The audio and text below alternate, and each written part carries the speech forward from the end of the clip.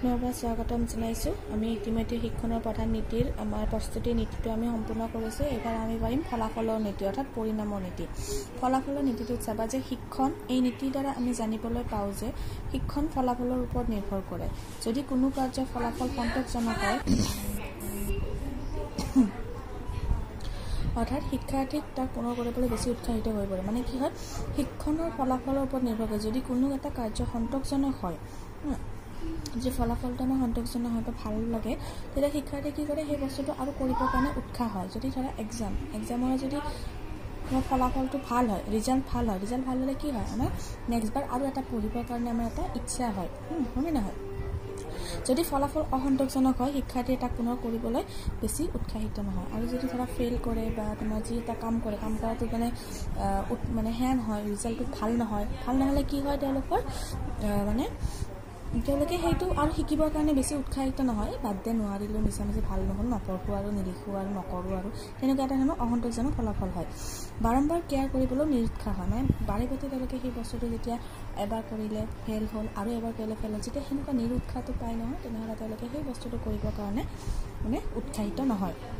এতিয়া চাবা, উদাহৰণস্বৰূপে ক'ব পাৰি যে যেতিয়া এজন ছাত্ৰই প্ৰশ্ন উত্তৰ শুদ্ধকৈ কৰিব পাৰে, তেতিয়া সি বেছিকৈ কৰিবলৈ উৎসাহিত হয়। যদি শুদ্ধ হয়, তেওঁলোকে আৰু আৰু দিয়ক, মেথছ এটা শুদ্ধ হৈছে আৰু এটা দিয়ক, তেওঁলোকে শুদ্ধ কৰিবলৈ উৎসাহিত হয়। যদি সি বাৰে বাৰে ব্যৰ্থ হয়, যদি সি বাৰে বাৰে কৰি থাকে, বাৰে বাৰে নোৱাৰে, তেতিয়া সি কি হয়, এটা সময়ত কি কৰে, তেওঁলোকে বেছি উৎসাহিত নহয়, বাদ দে, নকৰোঁ, তেনেকুৱা ধৰণৰ এটা অসন্তোষজনক ভাৱ হয়।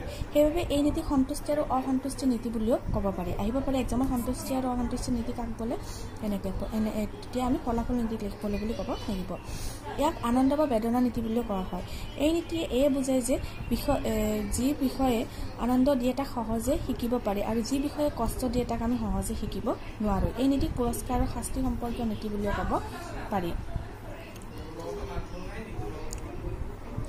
থৰ্ণডাইকৰ এই নীতিত থৰ্ণডাইকে এটা সংজ্ঞা দি কৈছে যে যেতিয়া পৰিস্থিতি আৰু প্ৰতিক্ৰিয়াৰ মাজত সংঘটিত স্থাপন কৰা হয়, তাৰ পৰিণতি সন্তোষজনক হয়, তেতিয়া সেই সংযোগৰ শক্তি বৃদ্ধি পায়।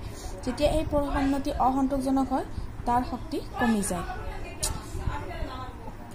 শ্ৰেণী পৰিৱেশত এই নীতিৰ প্ৰয়োগটো কেনেকুৱা হয়? ছাত্ৰ ছাত্ৰীৰ শিক্ষাৰ ফলাফলত এই নীতিয়ে শ্ৰেণী পৰিৱেশত এই নীতিৰ প্ৰয়োগতে শ্ৰেণী এটাত এই নীতিটো কেনেকুৱা ধৰণৰ প্ৰয়োগ হয় চাবা। ছাত্ৰ ছাত্ৰীৰ শিক্ষাৰ ফলাফলত এই নীতিয়ে বিশেষ ভূমিকা লয়। পুৰস্কাৰ আৰু স্বীকৃতি বা প্ৰশংসাই শিক্ষণৰ বাবে শিক্ষাৰ্থীক উৎসাহিত কৰে। সেইবাবে প্ৰাপ্য পুৰস্কাৰ আৰু স্বীকৃতি লাভ কাৰ্যৰ বাবে দিব লাগে, যাতে শিক্ষাৰ্থীয়ে আগবাঢ়ি যাব উৎসাহিত হয়। এই যে আমাৰ কিছুমান খেলত হওক বা পঢ়াত হওক বা পৰীক্ষাৰ ৰিজাল্ট ভাল কৰিলে পুৰস্কাৰ দিম বুলি কয়, সেই পুৰস্কাৰটো কোনো এটা লোভ নহয়, সেইটো দিয়ে কিয়, যে তেতিয়া ষ্টুডেণ্টবিলাক আৰু বেছি উৎসাহিত হৈ পৰিব পঢ়িম বুলি। শাস্তি যথাসম্ভৱ পৰীক্ষা কৰিব লাগে। বৰ্তমানতো শাস্তি নায়েই, আগতে আমাক বহুত ধৰণৰ শাস্তি দিছিলে, কাণত ধৰাই থোৱা কৰা থৈছিলে, মাৰিছিলে, কিন্তু বৰ্তমান সেইবিলাক নাই। শাস্তি দিলে কি হয়, সিহঁতে পঢ়াৰ ক্ষেত্ৰত তেওঁলোকৰ কি হয়, উৎসাহটো নোহোৱা হয়। যা হওক, কেতিয়াবা শিক্ষাৰ্থীৰ অবাঞ্ছিত আচৰণ আৰু কাৰ্যই বা শাস্তি প্ৰযোজ্য হয়, বা কেতিয়াবা কিন্তু কিছুমান ক্ষেত্ৰত শাস্তিটোও প্ৰয়োজন হয়। বেছি লাই দিলেও ষ্টুডেণ্টবিলাকে সেয়া কৰে, ভাল নাপায় বা সন্মান কৰিব নাজানে। সেইবাবে শিক্ষকে শিক্ষণৰ প্ৰচেষ্টাত শাস্তি আৰু পুৰস্কাৰৰ কৌশলটো অৱলম্বন কৰিব লাগে।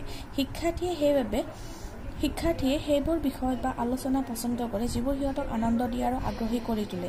সেইবাবে শিক্ষকে এনেবোৰ বিষয়ৰ প্ৰতি মনোযোগ দিব লাগে যিবোৰে শিক্ষাৰ্থীক আনন্দ দিয়ে আৰু আগ্ৰহ সৃষ্টি কৰে। আমাৰ শিক্ষাৰ্থীবিলাকে বা তোমালোকে কেনেকুৱা ধৰণৰ বস্তুত বেছি ইণ্টাৰেষ্টিং কৰা, যিটো পঢ়ি ভাল লাগে বা বুজি ভাল লাগে, সেনেকুৱা ধৰণৰ বস্তুত বেছি গুৰুত্ব দিয়ে। গতিকে আমি শিক্ষকে সেই দিশৰ ওপৰত বেছি গুৰুত্ব দিব লাগে। শিক্ষাৰ্থীক আনন্দ দিয়ে আৰু আগ্ৰহ সৃষ্টি কৰে।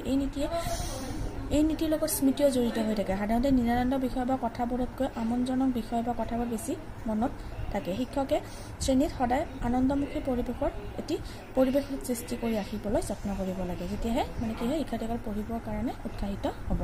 এইটোৱে যে ফলাফলৰ নীতিটো খুব বেছি টান নহয়। ফলাফলৰ নীতিটো এটা ফলাফলটো যদি ভাল হয়, শিক্ষাৰ্থীসকলে পঢ়িবৰ কাৰণে উৎসুক হয় বা শিকিবৰ কাৰণে যিকোনো এটা বস্তু শিকিবৰ কাৰণে উৎসাহিত হয়। আৰু যদি ফলাফলটো সন্তোষজনক নহয় বা ভাবামতে নহয়, ভাল নহয়, তেনেহ'লে কি হয়, তেওঁলোকে পঢ়িবৰ কাৰণে বা শিকিবৰ কাৰণে উৎসাহিত নহয়।